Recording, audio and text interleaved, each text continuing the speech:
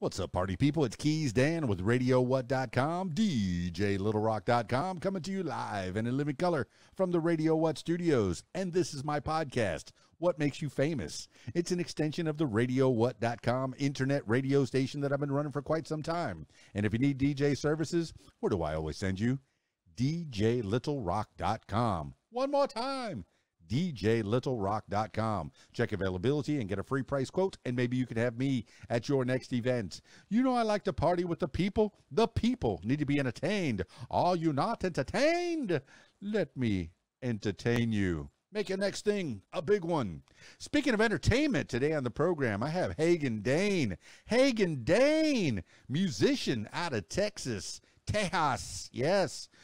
He does solo with a guitar, or he does 3 or 4 piece band, and find him around, in and around Texas. I think it was what was it, the Fried Diner? Well, you'll find out. He's going to mention, oh my goodness, I forgot the Fried Diner.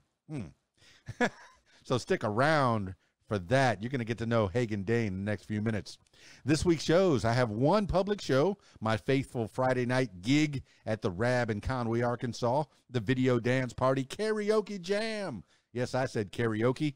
You're the stars of the show. We got a little concert starring each and every one of you. They got a full bar. The kitchen's open. Pool tables. Pool tournament on Friday nights. So if you want to try your hand at playing pool and possibly make some money while you're doing it, come on out to the Rab. Conway, Arkansas. Be there 8 p.m. until 12:30 in the AM. Friday night until the wee hours of the morning on Saturday. We don't get out till the next day. Way past my bedtime. Come on out and play with us. The Rab, Conway, Arkansas, Friday night. All right, and then on Saturday, I think Saturday I don't have a show right now. I did put a message out on Facebook. If anybody wants me on Saturday nights, I am available in the Conway, Arkansas area. Maybe beyond. I mean, you know, if you give me if you tease me or appease me with the right kind of show, I may go further. I may go further than Conway. All right, party people. That's enough intro. Let's get into it with Hagen Dane. I got him on the Skype, so if you're listening to the audio version of this, I encourage you to check out the YouTube on my YouTube page, youtube.com/user/KeysDAN. Skyping Hagen Dane now. Go Speed Racer, go Speed Racer. Man's got himself a Speed Racer chair. Sir. What's up, man? Looks like that's a gaming chair, isn't it? Well, I work from home and sit here all day long, so I needed something that was comfortable. Is it comfortable, though? I got one of the green ones I'm sitting on, and I guess my green screen won't let me show it so well. But, yeah, man, I got one of those chairs, and it's not the most comfortable, but it's not too shabby. I just like it. I mean, it has a bunch of different options, so you can move it around, and it's more comfortable than a lot of office chairs that I've sat in, and it's definitely more comfortable than the kitchen chair. So it's got a footstool too, Daddy. Yes, sir. Oh my goodness, mine doesn't, but that's okay. All right, man. I was trying to figure out how to pronounce your name. You don't have any videos with you pronouncing your name. Give me your name and let the people know who you are. Yeah, so it's Hagen, like Copenhagen. I feel like I go to that every time when I introduce myself to people. But yeah, my name is Hagen Dane. I'm from Texas. I grew up all over, but currently I'm living in the Hill Country at just north of San Antonio. All over. That's omnipresence. I like that in an entertainer. You know, somebody who gets around. You have to. You have to. When you say all over, you mean all over Texas, right?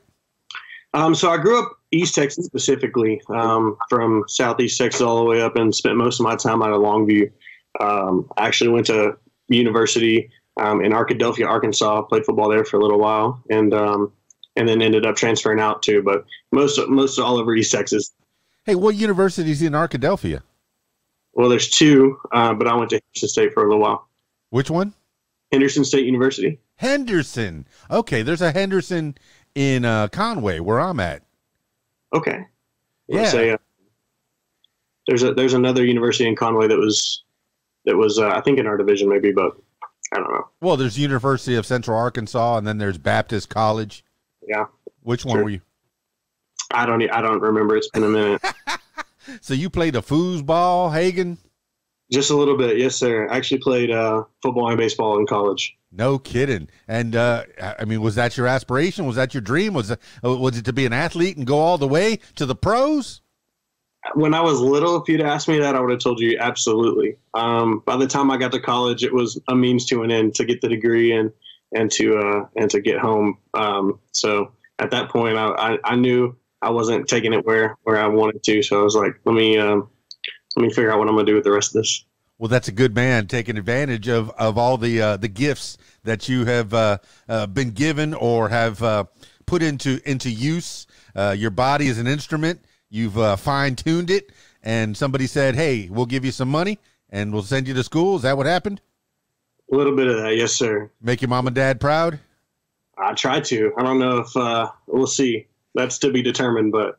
Well, what'd you end up studying when you were in school? Finance and economics. That is something important in all walks of life. Learn business. Learn how to manage your money, because people will rob you blind, especially and particularly in the music business.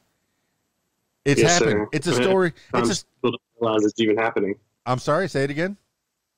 Sorry, I was saying a lot of times people don't even realize what's happening. It's just kind of, it gets overlooked a lot of times. Yeah, you hear the stories of all the musicians back even 20 short years ago and before that, where they would give you $10 for your song and make thousands, hundreds of thousands, millions off of that song. Crazy. You know, back in the 20s, if you that was like one of the subsets of "Oh Brother, Where Art Thou," is that they had this song, and the guy gave him $10, he gives you $10 to sing into his can. And do you think that they saw any of that money, or did they just get the $10 a piece? Just probably that. That's all. Yeah. Yeah. And the only way they could make money is singing live. And they did in that show. And then, you know, on through the ages, that was set back in the 30s. And then on through the ages, you hear of musicians and talents that are working 7 days a week, 2 shows on Sunday, and making pennies. But right, that's why. But you got finance in your back pocket. Nobody's going to rob Hagen Dane blind. I'm not gonna. You say that now, but I feel like you just put a really bad omen out there. So if it definitely happens now, somebody can clip this, and that's not a good look. So we got to be a little bit better there. No, we are good, man. I mean, no, hey, dude, you're giving people gems. This is primarily a learning podcast. I'm learning from you, Hagen Dane, and the people that are listening are learning from you, and possibly watching and learning from you, because learn your finances. You know, when you go to school, you learn home economics. What do they teach you in home economics? How to make a pillow, how to make some eggs. You know, do they teach you about handling money? No. Home economics should be all of it, all encompassing. How to pay your bills, how to put that money in the bank, you know, or I mean, shoot, there's still people that don't believe in banks. How to put that money in your mattresses. How to. All right. Well, it sounds like we're getting a call on the Hagen phone. Yes, Commissioner. I don't know who it is, man. You're very popular. Okay. Are you saying it's coming in on my end? It's possibly on your end. I don't have any. No, let me make it. All right.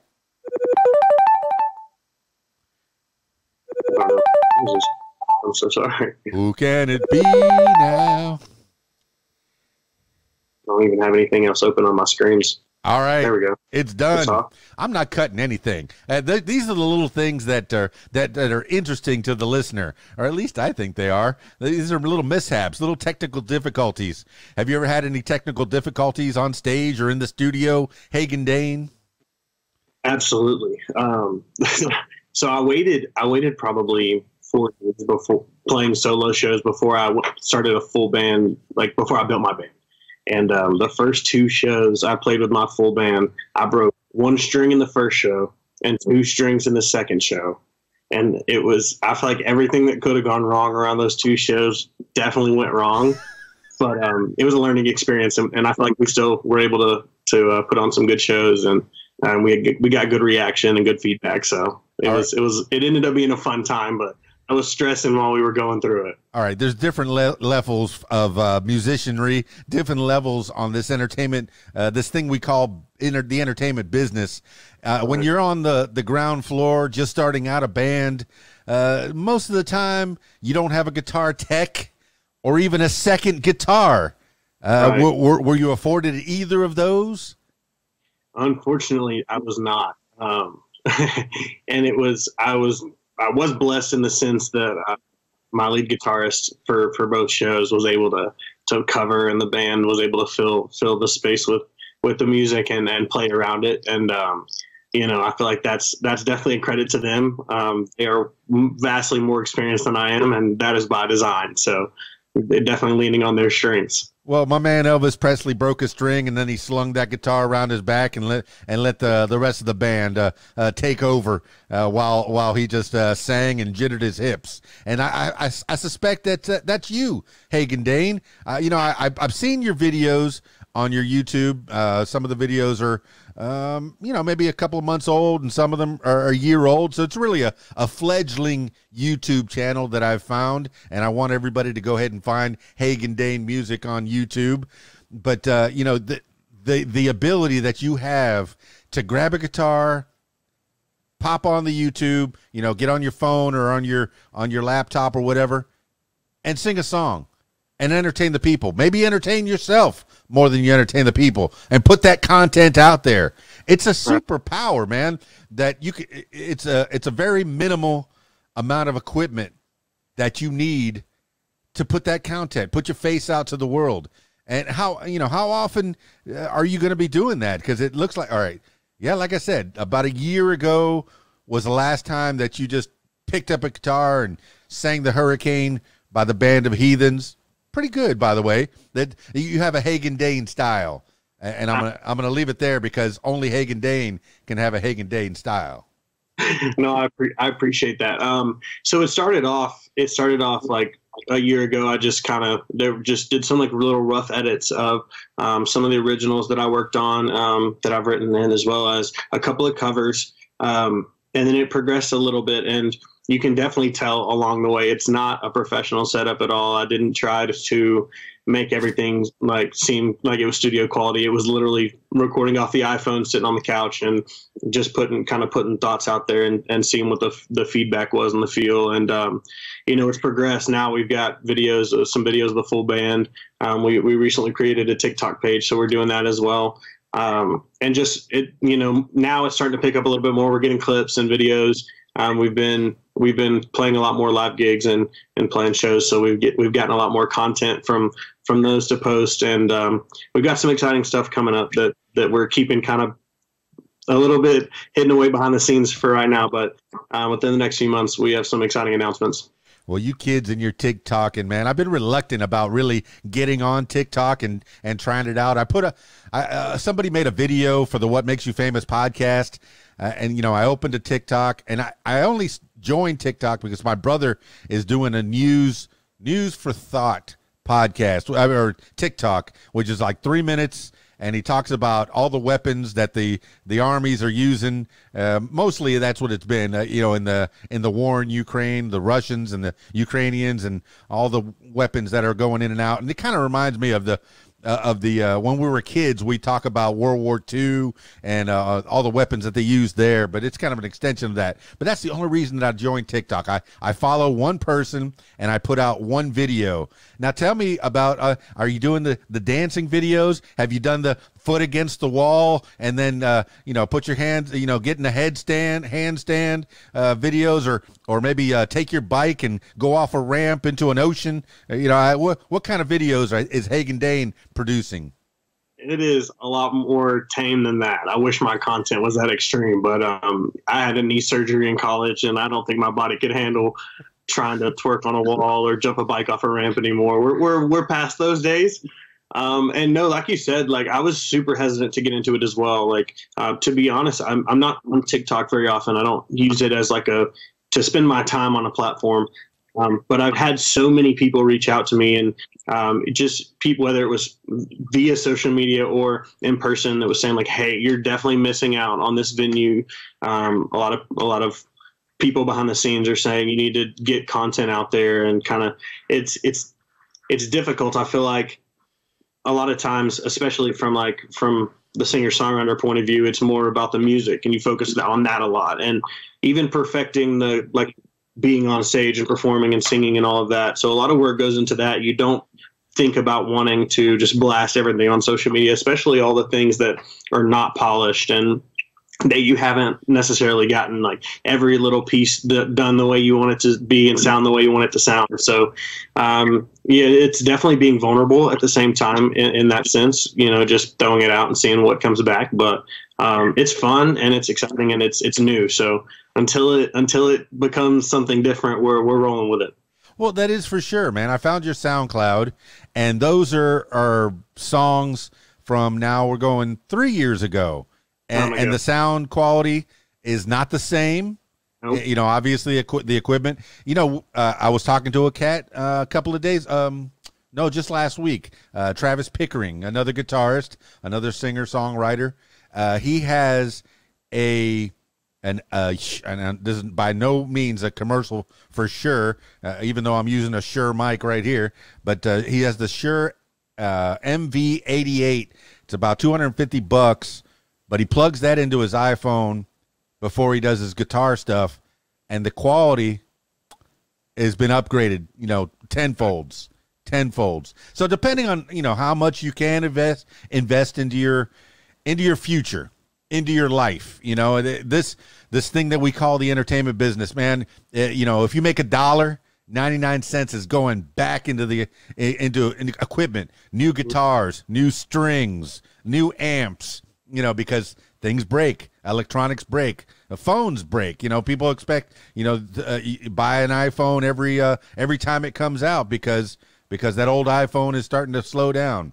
But tell me about your how far are you willing to go to get? What level do you want to get on? Do you want to be the guy that works around Texas, which is great? You can make a living being the local party band, doing mostly covers, a couple of originals, or do you want to be that tour around the world Hagen Dane?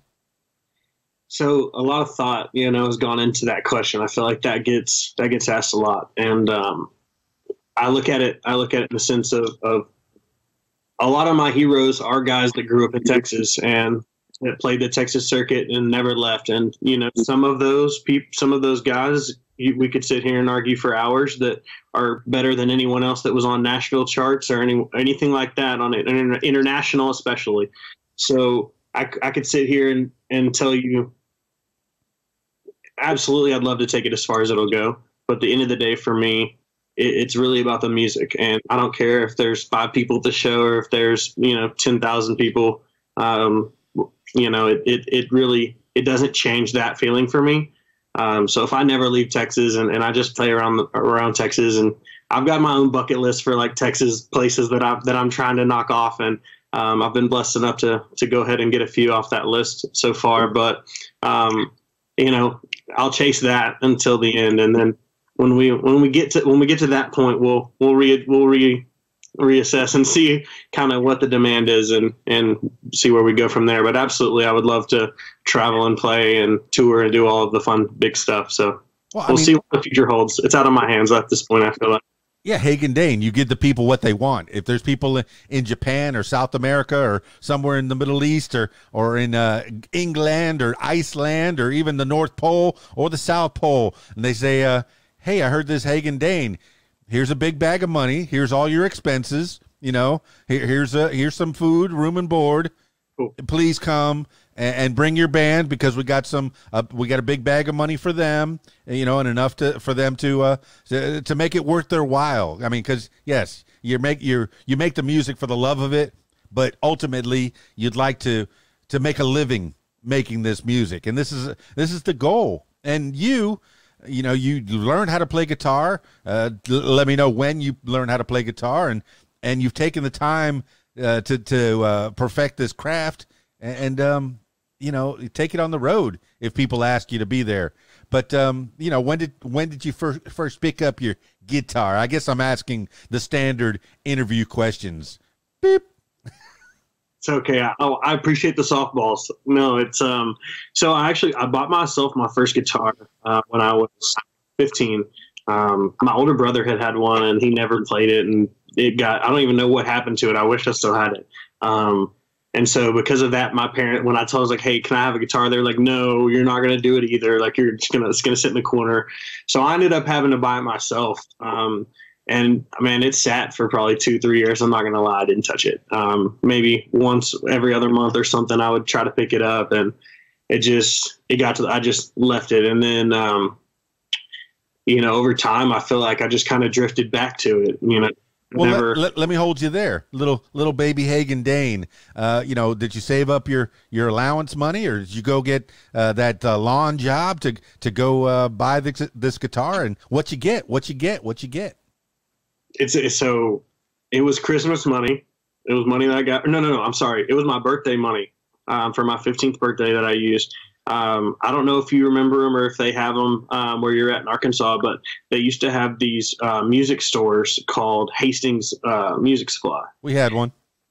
Exactly. And so they had everything in them, DVDs, books, and then music equipment. So I went and got the cheapest $200 little Fender guitar that came in the square box, and just a plain acoustic guitar. And I was like, if I end up not playing it, I only wasted $200. Because I wanted to get an Epiphone like replica of the Gibson Hummingbird, and my parents were like, "You're going to waste $500 on a guitar that you're never going to play again." And I was like, "Well, that's a good point. I may never play this again." But I stuck with it, and it took a while, but I started with chords and playing it over time, just figuring it out as I went along.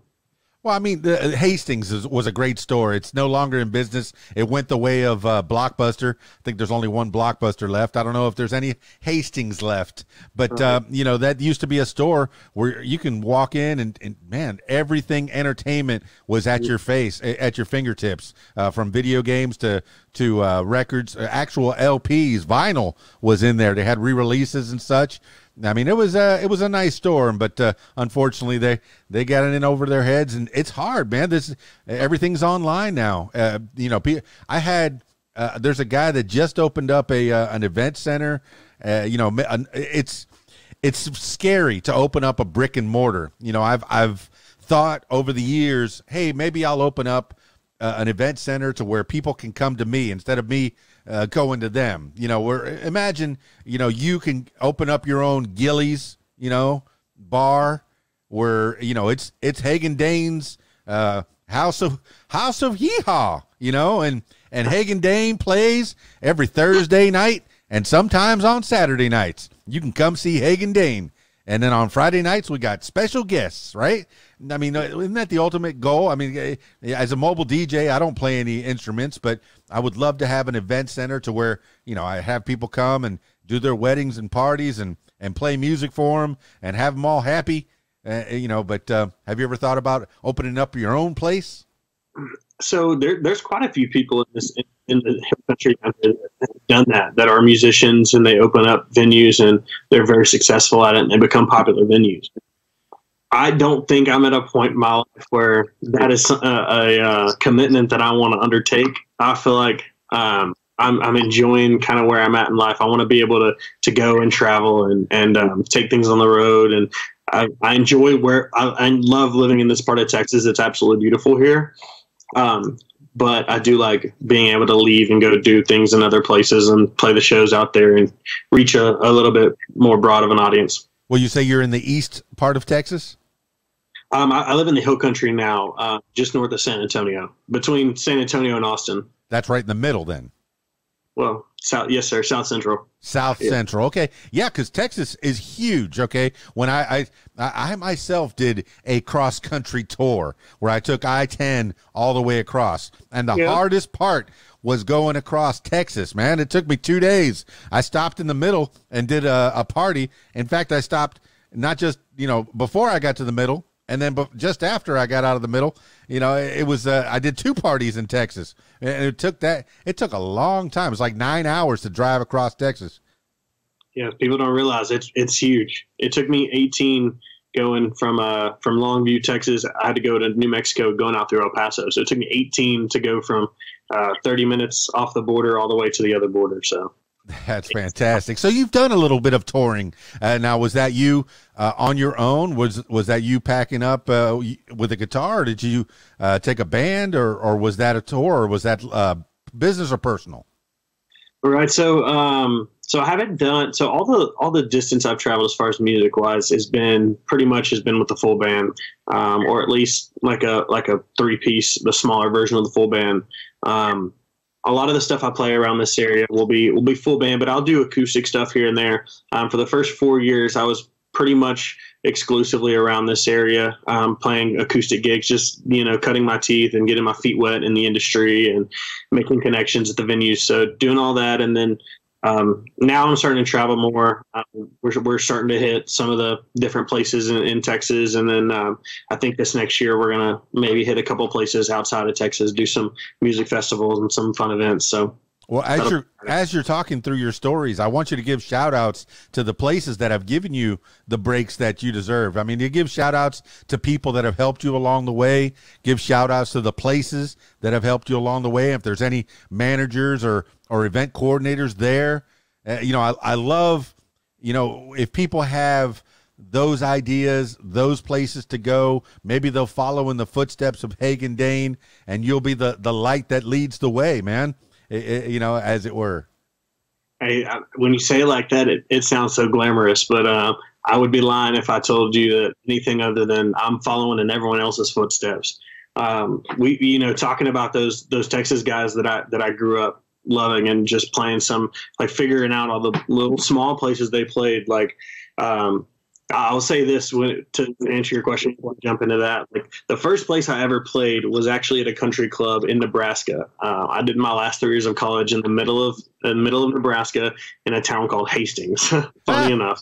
And so the first live performance I ever played that was like a professional, like, setup was that. And then in Texas, so I have to give a shout out to the first place.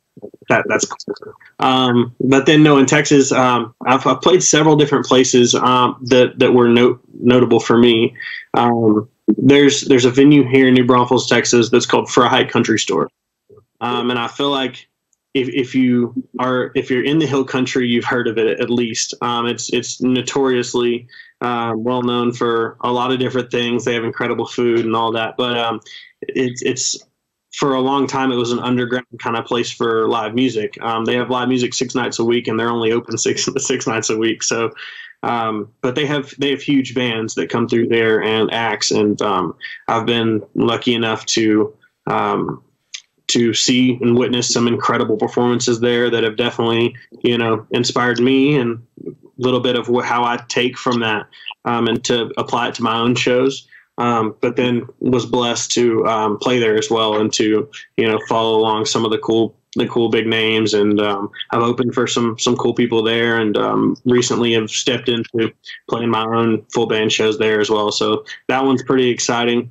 here in New Braunfels, Texas. And then, of course, this last year was really wild for me. I feel like out of nowhere, within a period of 2 weeks, I got offered to play shows at the San Antonio Rodeo as well as the Houston Rodeo. And I grew up showing cattle, grew up in FFA here in Texas. So, of course, those are big events. Went to them every year as a kid. And so to play those events was such a blessing. And it turned out the circumstances were better than I could ask for. So nothing you could do but grin in the moment and take it in, and just try to remember what it feels like. I feel like everyone talks about where they want to be, where they want to go, but I feel like right now, like, these things that are happening is what I'm trying to cherish in this moment, because whenever I get wherever I'm, you know, however far it is, I feel like these moments right now will be the moments I miss. So I'm doing my best to soak them in. Hagen Dane, you're like on the Texas Tourism Board right now. There's so much to do, so much to see in Texas. I tell people, that travel around the world, I've never been outside of this country. There's so much to do and see in this country on its own, and I've really never been north of the Mason-Dixon line that I know of. I think when I was before I was 1 year old, they told me that I lived in Indiana for a couple of months. I don't know. I don't remember it. I wasn't a year old yet. But as far as me traveling in my cognitive space, never been north of the Mason-Dixon, but I've seen so many things going across this country. And I could see, one of the things that I've seen is bars and little clubs that are just like the one that you were just talking about, where you go to a small town and they got this club and everybody goes through there. Oh, yeah, last week Jimmy Buffett was there. Oh, yeah, last week Blake Shelton was there. Oh, yeah, Green Day was there the week before. What? And you imagine, but it's people just like you that love to play, that want to play. Maybe they're not going to get, the thousands that they usually get, but, maybe whatever, $50 and a couple drinks, and I'll play a couple songs for you just because I love it. Because you love it. Do you imagine that when you get to that, not if, when you get to that next level, that where you want to be, where it's comfortable for you and your family, because being a touring musician takes a lot out of a family, and anybody perusing your Facebook page knows you have a lovely lady. And does she want to let you go off around the world on your own, or was she going to tag along with you? So she comes with me pretty much everywhere I go. Cool. But no, to be fair, she hates musicians. She does not like the lifestyle, which I totally understand. But she's supportive, and yeah, no, I appreciate it. No, it's nice to have, love and happiness, that foundation, somebody that'll back you up, whether she likes what you do or the lifestyle that you lead. She, appreciates that it puts a smile on your face, and it's what you want to do. It's what you want to do to provide, not just for yourself, but for her, and then possibly in the future. Can I get some grandbabies? That's what mom and dad are saying. Can I get some grandbabies from you? No. Yeah, we got time. We got time. Yes, you got time.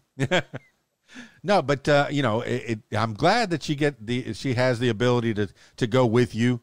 That means a lot to have somebody on the road, your best cheerleader on the road with you, because it gets lonely out there. I haven't been on tour a lot, but even, when I go away on a Saturday and spend all day away, sometimes leaving Friday and going all the way to Sunday, because it's too far to come back. You have to stay in a hotel or, sleep in a camper or whatever.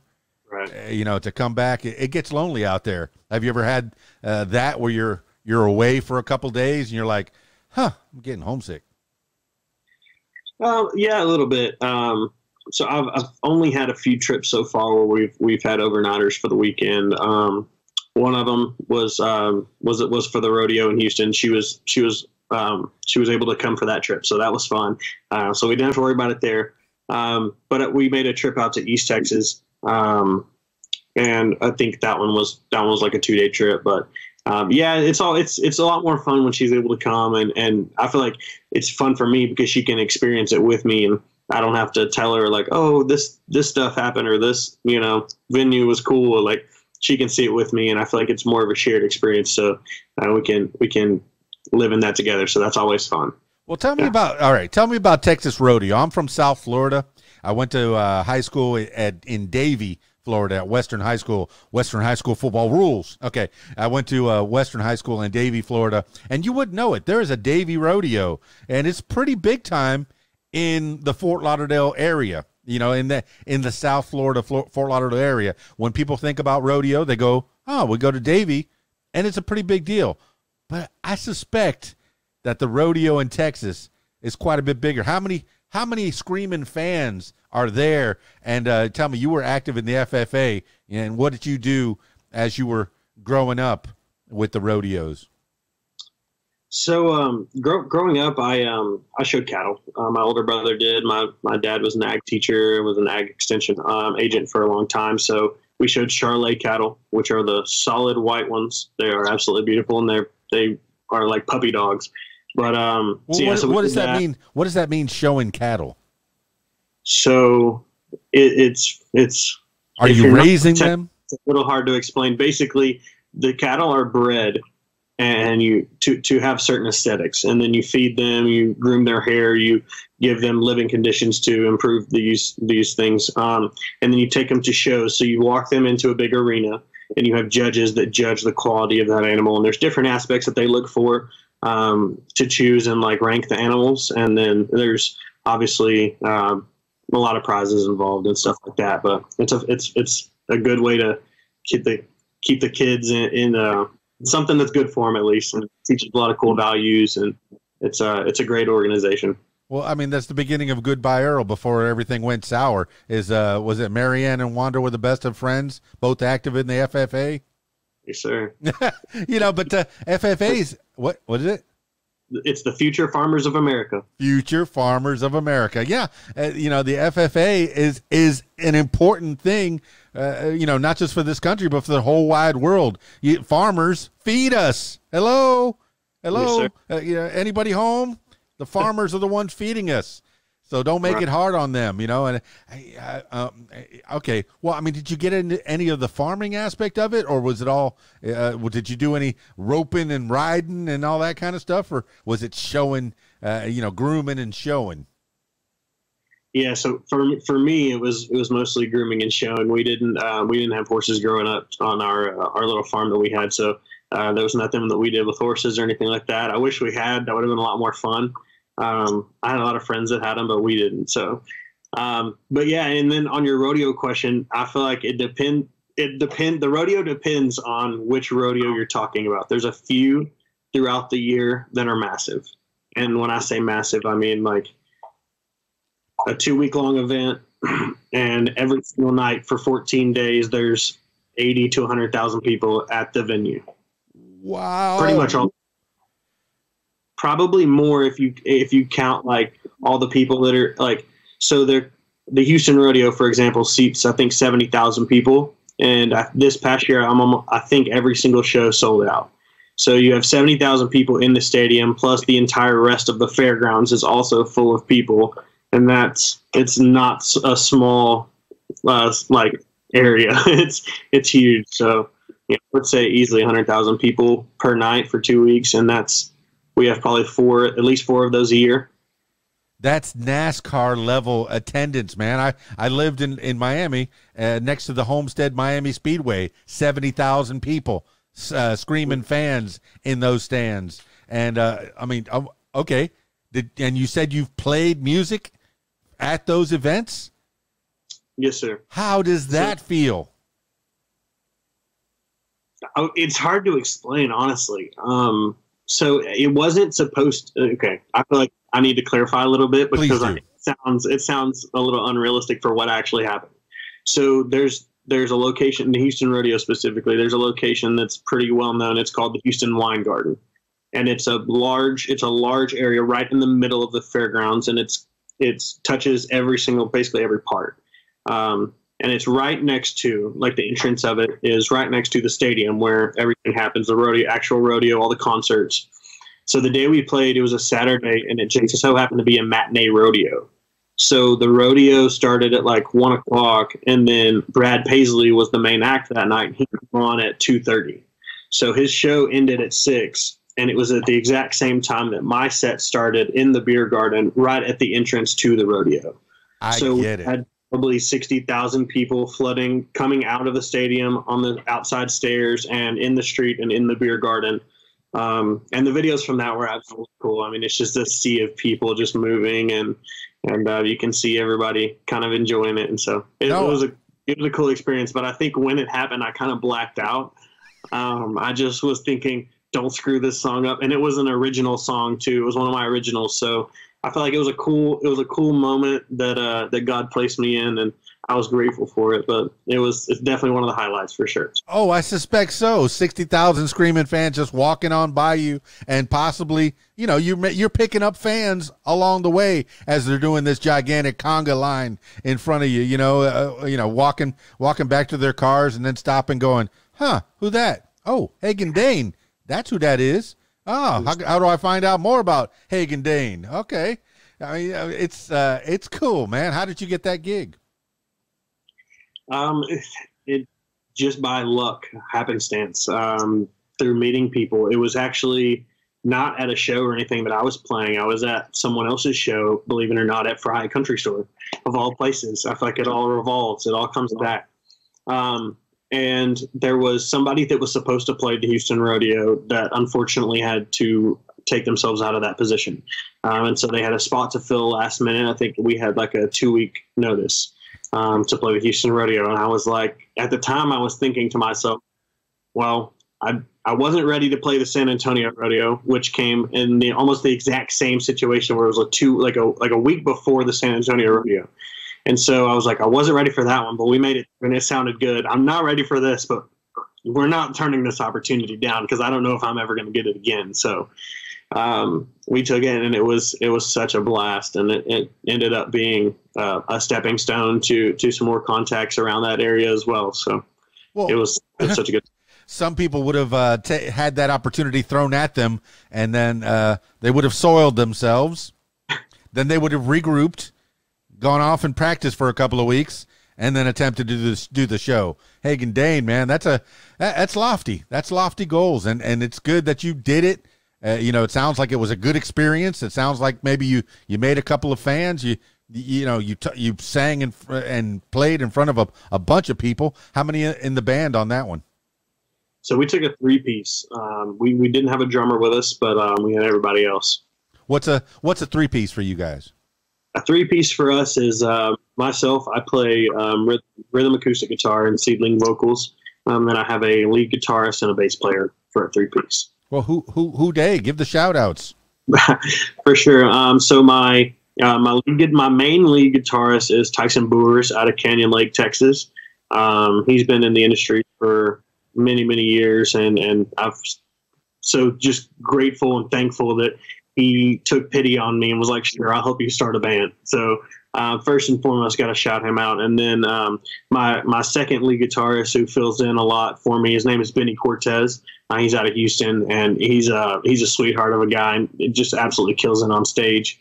And then I've been going through a lot of different bass players and drummers, to be honest with you. But right now I've got 2 guys that are sticking with me that I love to death. One's John Barnhouse out of San Antonio, Texas. And then the drummer's Arturo Saucedo out of Austin. So everybody I'm playing with is professional, so they can take up the slack for me sometimes when I come in a little short. So Arturo, tenemos un mexicano aquí, tenemos Latino in the band. You got a Spanish. Does he bring a little Latin flavor to it? Every show. I swear, if you check out his Facebook, Arturo Saucedo, you will not be disappointed. He stands up on his kit, takes his shirt off, and sweating, headbanging. I love the energy. I grew up in East Texas, all the super high energy, like almost rock concerts, even though they're country bands. And so when I that was by design. When I picked my players, I said to him, I was like, you know, if you just want to have a calm night playing music, this is not the scene for you. I need somebody that's going to act wild up here, and I don't want you to break anything because all this stuff costs way too much money as it is. But I want us to put on a good show. The worst thing for me is there's so many musicians that I grew up listening to that I love their music on like their actual like albums on the radio on your phone. But then when you go see them live, they just stand there and they do nothing, and it's boring. And I'm like, why am I here? I can hear a better version of this on my phone and I'm not missing anything. So for me, everything has to be high energy. It's a show, it's a performance. It's, you know, I really want, if I'm playing for 2 hours or if I'm playing for 4 hours, you know, I want people to forget about anything and everything that's going on with the world or their lives, or there's no drama. It's just music. And if I can help people get lost in that for a few hours, man, then I've definitely accomplished my goal for the night. Well, you've already said it, the local live musicians, and I encourage anyone, wherever you live, go to a local bar and support your local live musicians. It's important, you know, because these are the guys, I think they're better because they work harder for it. They want it more. They want to get to that next level. You know, and then once you get to that next level and you're singing the songs that everybody knows, that everybody loves, you pretty much don't even have to sing anymore. You can hold that microphone out to the crowd and let them sing it for you, right? You know, but you just said 2-hour show, and then you said 4-hour show. 4 hours. I saw Bruce Springsteen back in '84 at the Orange Bowl in Miami. He did 3 hours, 45 minutes, collapsed. Clarence Clemens, the saxophone player, took him backstage for about 15 minutes. He came back, did 45 more minutes, and it was a school night. Okay? I was in high school still. So you say 4 hours. That takes a lot out on a body. That's a lot of songs. It's about 15 songs per hour. I mean, you can cut it out. You can stretch them a little bit if you do some stories in the middle and do a little talking, you know, get the crowd hyped up. Hello, El Paso. You're in Austin. Ooh, sorry. No. I get on that one, but yeah. So I mean, it's a lot. We do probably. We extend it out a little bit, and I think a lot of it comes with our style of play as well, like building that high energy, a little bit more rock infused sound. It tends to lead us to where we can extend songs and let guys have solos, and I'll, you know, we'll talk a little bit in there too. But 4-hour shows happen. They're not ideal, but you know, sometimes it's worth it, you know. But you know, we like to keep it between 3 hours if we can. And I don't know how anybody's playing 4 hours straight through, because we're definitely taking breaks. I'm not even going to lie to you. We're taking 3 breaks in a 4-hour show. Oh, so, yeah. Every Friday night at the Rab in Conway, Arkansas, shameless plug, I do 4.5 hours, but all I'm doing is pressing buttons and playing other people's music. And on the playlist this weekend, mark my words, there'll be a Hagen Dane song in there. Okay? I play music videos. Now, speaking of videos, you're talking about the rock infused of your music. The last YouTube video is you guys in front of the Rustic, and there was a little rock licks in there. That wasn't straight country, all right? That wasn't country and Western. That was country with a little bit of rockabilly, with a little bit of straight-up rock and roll in there. Whose idea was that? Yeah, that's me. That's me. So I grew up listening to that. I feel like, you know, one of the biggest influences for me growing up was Whiskey Myers. And if you've ever seen Whiskey Myers live, I'm not going to have to explain this to you. It is a rock show. And if you ever go to a place where it's a smaller venue, I remember one time, like the main experience I had from them, I used to see them quite a few times at Coaches and Cowboys in Tyler, Texas. And it's a small venue. I mean, it's big for East Texas, but it's small looking back now. And I mean, it was standing room only, shoulder to shoulder. Everybody's crunched in, and the stage is right, like people standing at the stage, and it's raised up. So it was so loud and hectic, and it was just such a good time. The energy was so high that just stuff like that really influenced what I thought about it more on feel and emotion than I did in music. So I thought, how can I give people the emotions I felt at those shows? Because that's what made me a fan. That's what brought me back. That's what took me away from everything and made me have such a great experience at that show. So how can we recreate that with our own way, our own spin, our own music? And so, you know, a lot of that just came naturally.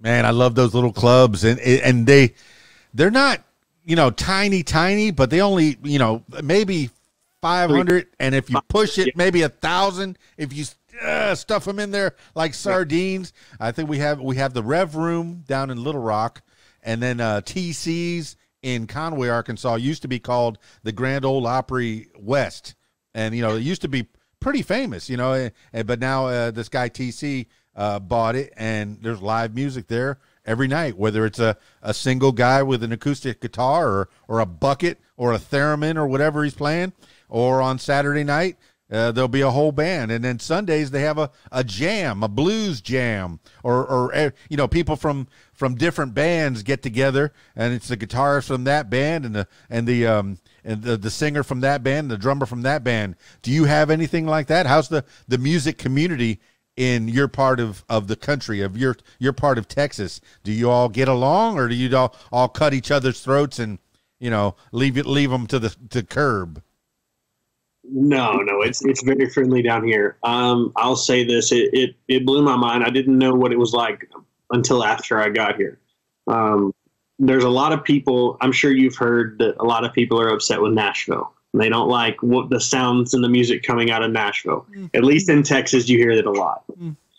So because of that, there's been a lot of songwriters that are from here that went there to write that have come back. The community here is growing. There's a ton of artists here. There's literally so many people here playing music because the music scene here is so live. Like every bar in town has live music 5 or 6 nights a week. And there's thousands of bars between Austin and San Antonio. You have professional musicians in Austin and San Antonio that play everywhere too. So it's a lot, but yeah. Well, I was talking to an older gent a while back, and maybe I don't know, a few weeks ago, and we were talking about the music business, and Nashville came up a little bit, but it wasn't. Maybe we touched a little bit about the formulas that the music producers will do. Hey, it's got to have a truck. It sounds like exactly what David Allan Coe was talking about. It doesn't have mamas or prisons or trucks or you know, a girl in a truck with a beer with a backseat of a boat, whatever, you know, and there's a formula. Hey, that song worked out well. Why don't you put these words into your song, and then we'll have another hit, and it becomes really formulaic. But I think we got on the business part of it too. What do you think about making money on, you know, with your songs? You put your songs out there, and I don't know how many original songs you have, you know, and I haven't. I was looking for your social medias before we got on this thing, and I found your Instagram, your Twitter, your Facebook, and your YouTube, and your SoundCloud for 3 years ago. I'm going to put that on there so people can hear the progression, where he was and where he is. Okay. But, you know, how are you making any money on this? Are you making a living? I mean, most people have to have a day job, to get the insurance, you know, make sure that they have a steady paycheck, and then Thursday, Friday, Saturday, out on the streets. Let him out. Let him go do the thing that he loves. Do the things that you don't love so much, so can afford you to do the things that you do love. Or maybe you love them both. I don't know. Tell me about you. Yeah, no, I mean, I definitely enjoy my day job. I'll have a 9 to 5. I work from home. I do financial crime investigations for a major firm. So it's super fun. I really enjoy what I do. But then, yeah, no, I mean, and down here it's different. Like, I literally got a text message probably an hour before we came on here for a gig tomorrow night. So I play, you know, from Tuesday through Sunday. It just depends on who needs me and where it is and how much it is to get there. So, well, Hagen Dane, you can't say you're a financial crime analyst and then just leave it there. My buddy works for the police department, and he's a crime analyst. But I'm not sure. Is that what you do? Do you crime analyze, or what does do you save people's money, or do you stop bank robbers? What are you doing? No, so I work for a major firm, and we have clients that'll hire us to come out, and we just check. Like, so right now, like, I go through, like, in the banking industry, for example, I go through and just make sure people aren't trying to launder money, or make sure we don't have any, like, trafficking issues. And a lot of it's fraud related. Most of it's fraud related, and like identity theft and stuff like that. So it's super simple on those fronts. But every once in a while, we'll get something that has some unusual red flags that is a little bit different too, but right, it's exciting. I'm a big fan of Office Space, and I know that was the subtext is laundering money, taking little pennies out of their, and they had to look up money laundering online just to find out what money laundering was. But, you know, being a crime analyst, you know how to launder money. You know how the bad guys work. and it takes a squeaky clean type of guy not to go to the dark side. Uh-oh. You're giving me way too much credit. I couldn't do it even if I wanted to, but you'd be amazed how dumb people are. Come on, they're fractions of pennies. It happened in Superman. Was it Superman? No, 3. Superman 3. Richard Pryor tried to do the same exact thing where he stole fractions of pennies, and he got in trouble with Superman. Superman got all mad at him, but they did the same thing in Office Space. But Office Space is a classic, though. That's a great one. This is my stapler. Feels good to be a gangster. I bought that swing line stapler just because, and that stapler was made for that movie. A set designer painted like a black stapler or whatever, that color. Swing line did not have that color red stapler until after that movie. Then they started making it, and then yes, KeysDAN bought one online, and I have one. It's on the desk in the other room. Worth it. Totally, man. But okay, movies, pop culture, these are all things that could inspire you to write songs. How many original songs do you have out there for the world, and where can they find them? So that are out to the world right now, I think I've got some rough editions of, I think, 3 or 4 originals on my YouTube. Just some like rough cut acoustics from when I first wrote most of those songs. And then I've got some videos, some more videos with the full band of a couple of those that are out, just some clips of that. So I've got a 4-song EP that we're looking at recording by the end of this year, and hopefully release probably start of next year is what we're looking at. And that'll be out on all platforms. I feel like most of the stuff goes through my Facebook. So everything, like if anybody's on there, you'll always see, new shows that are coming up, any kind of release for merchandise or drops for EPs or, any kind of music like that. It always gets posted there. So like that's the safest bet. Well, Hagen Dane, most people find that one spot where they could post and get all their information out there. You said that Facebook is your favorite, and then a lot of people like Instagram or Twitter. Now, going back almost to the beginning with this TikTok, hey, look, I know I made a little bit of, I may have poked a little bit of fun because I don't understand it yet. My brother's got over 40,000 people watching him every day, for his little 3-minute news clips. And it is a good tool. If people can follow you, if people can find out what you do, even if you play like a little 3-minute snippet of a song and then jump into a pool, whatever, try not to get the guitar wet, but did you upgrade from the Hastings guitar? What are you playing now? Oof, I've upgraded several times. Right now I'm actually on a Taylor, so it's beautiful and it plays the best out of all the ones I've had so far. So I'm sticking with it till it lets me down. Well, I mean, I'm like I said, I'm no musician, but I've heard Martin and Taylor are the 2 to get. Now, I found a 3 out of the 4 originals on your YouTube. You got Cold Nebraska Night, I guess, going back to your Midwest roots there for school, and then Empty Dreams and Let's Take a Drive. That might have been the drive that you took all the way to New Mexico. That probably would have been a better story, but unfortunately, it's actually a kind of a sappy love song from Hill Country Notes in it. So, hey, some people want to fill the world with silly love songs. I say it's so, man. Do it. But tell me about those 3 songs, and then we'll get on up out of here. The 4 songs, I guess. I couldn't find the 4th one, but Cold Nebraska Night, Empty Dreams, and Let's Take a Drive, and then. Where do you find the 4th one? Is it hidden? Do you have to write to Hagen Dane? Do you have to slip into his DMs? Business only. Business only. No, yeah, you're gonna get me in trouble now. Come on. No, so it's a weird situation. So obviously the ones that are online, I'm not taking them down. I've debated it for a long time. I was like, should I take it down and start with professional stuff? But I was like, you know what? I made the commitment. I'm just gonna leave it, and then we'll let people follow the journey.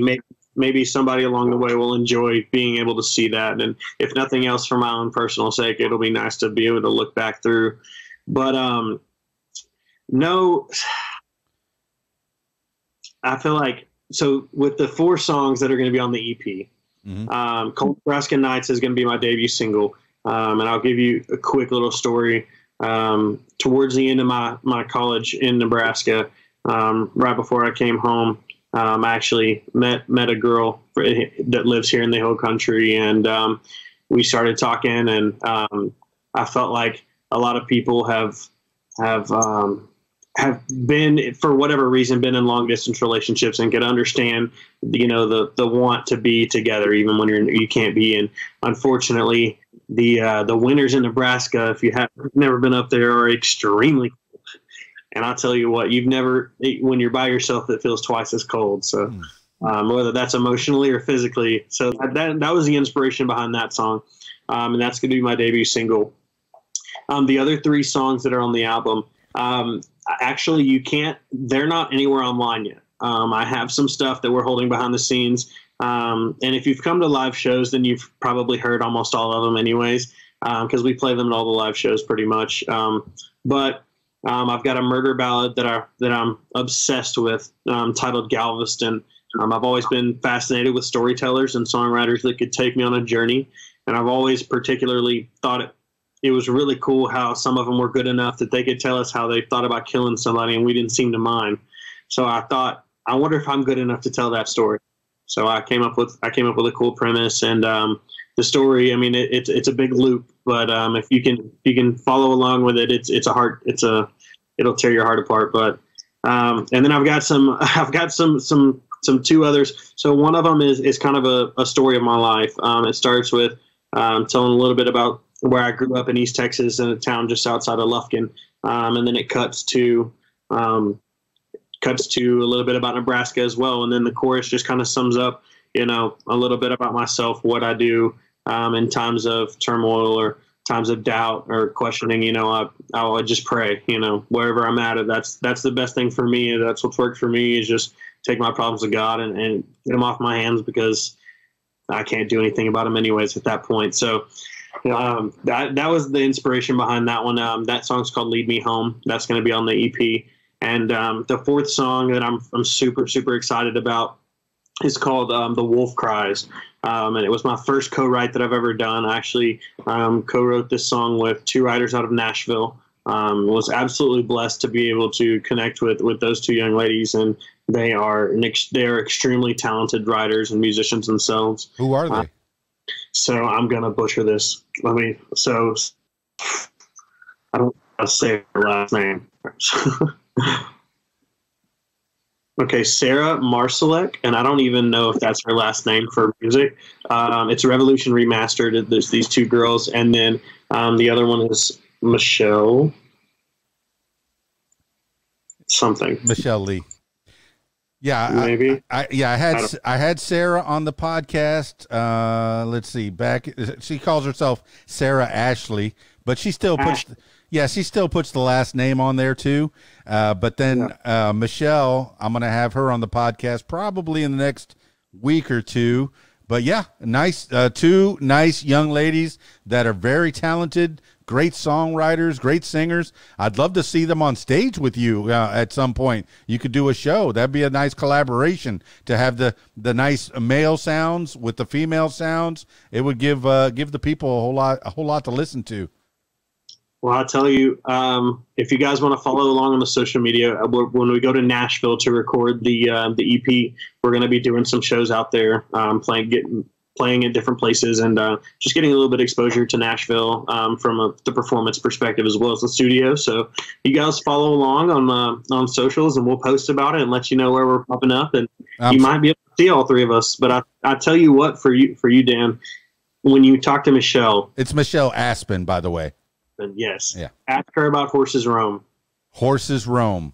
Obsessed. I am putting it down there on the little date minder. Horses Roam. Yes.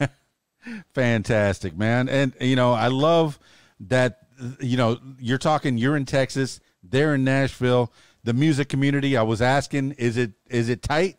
Oh yeah, it's tight, because you wouldn't believe how many people I've talked to just on this podcast. I'm at about almost 400 episodes, and even that little amount of episodes, people connecting all the time, even people that connected because of this podcast. They heard your story.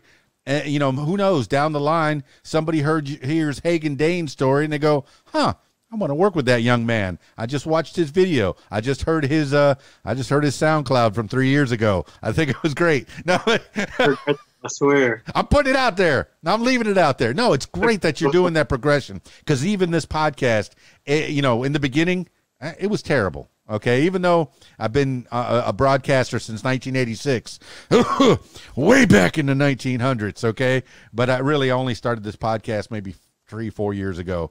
But you know, it's nice to see the progression. It's nice to see that you're getting better. You're always getting better. You're striving for perfection. You're never going to achieve perfection. You know, I guess there's only one man reputed in history to have ever been perfect, and I think you mentioned him earlier. Yes, sir. No, wait, horses roam. I wrote the horses part. Yes, sir. Okay. And that song is actually out already right now on YouTube, so you guys can check that one out and get like a sneak preview before you talk to her. It's a great song. Okay, well, shout outs. Give the shout outs to the studio that you're working with. Anybody else that you'd like to give thanks to, and then give the last words for the people, and we'll get up out of here. So shout outs. Shout outs, yeah. So I got to say, Revolution Remastered. Shout out to them. They're helping extremely for on the Nashville studios aspect of it. Shout out to Tony Black, helping me on a lot of the promotional aspects. He's been doing a lot for me that he didn't have to do. So I really appreciate him a lot. And then, you know, all the people are in the Hill Country, you know, that have made me, or allowed me, I guess, really, to be able to do all these amazing, fun things. There's a local artist, Mario Flores, has helped me out quite a bit. And there's a lot of people on the list, but, you know, Fiance obviously has been a tremendous support, and her connections, she's from this area, so her connections have helped out a tremendous amount as well. Fry Country Store and the Reimer family, they've been amazing. And then, yeah, to sum it all up, yeah, just go check out the social medias. We got some fun stuff. We got some exciting announcements coming up. You can check out all the music, upcoming shows, anything we have that we want to talk to you guys, or if I want to talk to you guys, you know, I do it there. We do it there. So go follow along. Well, there you have it, party people. Hagen Dane. What a cool dude. The man is all over Texas, in the Texas area. He's a Texas dude. He's a Texas man. He's got, and he grew up on a farm. What's the street cred equivalent if you grow up on a farm? He's got farm cred. So he's country. He's all country with a little bit of rock and roll. I encourage you, check out his YouTube page. Find that YouTube video that I was talking about, the last one. Let's see, it's in front of the Rustic. He's got a 4-piece band, and they're playing some country music. They're playing All I See Is You. It's a cover, and, man, the lead guitarist just breaks out and goes rock and roll, straight up rock and roll. Not Southern rock, not rhythm and blues. No, straight up rock, right in the middle of that country song, and I like it. I like it a lot. So check out Hagen Dane. All the show links are in the show notes below, and like and subscribe and all that kind of thing. I hardly ever say like and subscribe. I need to say that more often. Thanks again, Hagen Dane, for being on the podcast. What makes you famous? Now, I'm turning my attention to you, my loyal listener. If you'd like to tell your story, I encourage you to give me a call, 501-470-6386, or email KeysDAN@AOL.com. That's it for me. It's KeysDAN, RadioWhat.com, DJLittleRock.com. Peace. I'm out of here.